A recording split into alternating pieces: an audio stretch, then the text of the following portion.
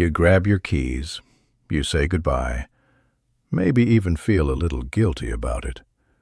You close the door behind you, and then silence.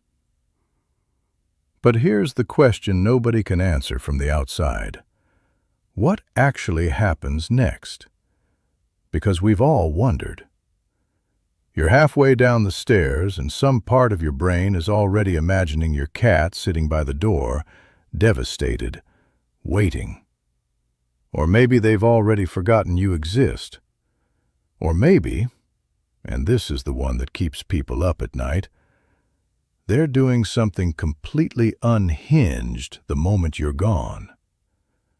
The truth is somewhere in the middle, and it's so much more fascinating than you'd expect. Let's walk through it, minute by minute. The first thing your cat does is listen, not watch, not run around. Listen.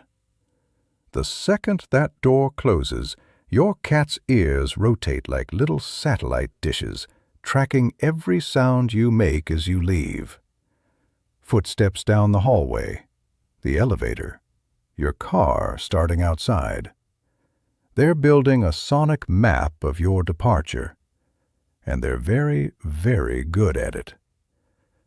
Cats can hear frequencies nearly 3 times higher than humans, and their directional hearing is so precise they can pinpoint the source of a sound to within a few centimeters.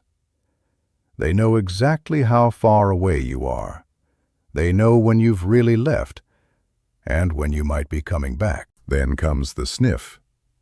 Within the first minute, most cats will move through the space you just left and smell where you were. Your chair, your side of the bed, the spot on the couch where you always sit. This isn't random wandering, it's deliberate. Your scent is information. It tells your cat how recently you were there, how long you might be gone, and whether the emotional temperature of the house has changed. Cats have up to 200 million scent receptors in their noses. Humans have around 5 million. They are reading a story in the air that we can't even begin to access.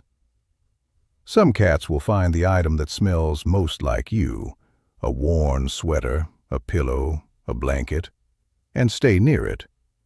Not because they're sad, necessarily, but because your scent is grounding. It tells them, this is still my territory. My human was just here. Everything is fine. And then, for a lot of cats, something surprising happens. They relax. This sounds harsh, but hey, hear me out. Living with humans is actually kind of stimulating and slightly stressful for cats. Even cats who love their owners. You move unpredictably. You make noise. You pick them up when they didn't ask to be picked up. You have guests over. You vacuum. From your cat's perspective, you are a large, chaotic creature who means well, but requires constant monitoring. When you leave, that monitoring stops. The house goes quiet. The sensory input drops dramatically. And for many cats, this is genuinely peaceful. Studies using home cameras have shown that cats spend a significant portion of their alone time just resting, not pining, not panicking, resting in sunbeams, grooming themselves, staring out the window, living their best, unbothered life. But, and this is a big but, that's not the whole story. Because around the 2 to 5 minute mark, something shifts. The initial quiet settles. Your cat has confirmed you're gone. And now their natural behavior starts to surface. The stuff they sometimes suppress when you're home. The things they do for themselves. For a lot of cats, this means patrol. They walk the entire home, every room, every corner, checking for changes, checking for anything new, making sure the territory is secure. This is deeply instinctual. In the wild, a cat alone in a space needs to know, oh, that space is safe. Your living room becomes a jungle. Your hallway becomes a trail. They move slowly, deliberately, low to the ground sometimes, sniffing at baseboards and windowsills and anywhere a new smell might have crept in since the last check. Then, if anything catches their attention, the hunting behavior kicks in. A bug on the wall, a shadow moving across the ceiling, the sound of something outside. Suddenly, your calm, lazy cat is crouched, tail twitching, pupils wide, locked onto a target that you would never have noticed.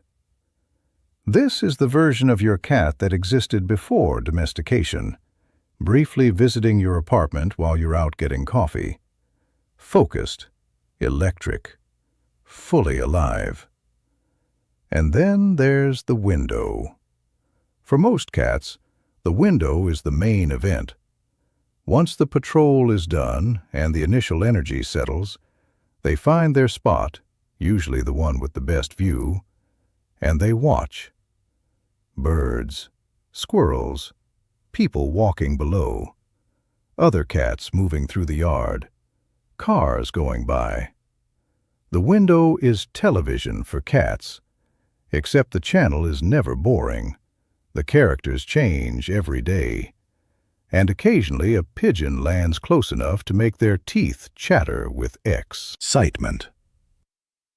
Researchers who have studied cat behavior using indoor cameras report that window watching is one of the most common solo activities, often lasting for extended stretches. It's not passive either. Cats track movement with their eyes the way athletes track a ball. Their heart rate changes. Their whiskers shift forward. They are engaged, mentally stimulated in a way that a lot of indoor cats don't always get enough of during the regular day. Now, what about the cats who don't relax? Because not every cat handles alone time the same way. Some cats, particularly those who have formed very strong attachments to their owners, or those who were separated from their mothers too early, experience something called separation anxiety. And it looks nothing like the calm routine we just described. These cats vocalize, loudly, persistently, sometimes for the entire time you're gone. They pace, they scratch at doors, they knock things over, not for fun, but out of agitation. They may stop eating or groom themselves excessively to the point of creating bald patches. If you've ever come home to find your cat acting frantic at the door before you've even touched the handle, that's not just excitement. That's relief, the kind that comes from genuine distress. It's more common than people realize, and it's more common in cats who are the only pet in the household, cats who live in smaller spaces, and cats who spend most of their time with a specific person. The good news is, it's manageable. Puzzle feeders, background sound like a TV or playlist left on low, scent-based comfort items, and in some cases a second cat for company can make a dramatic difference.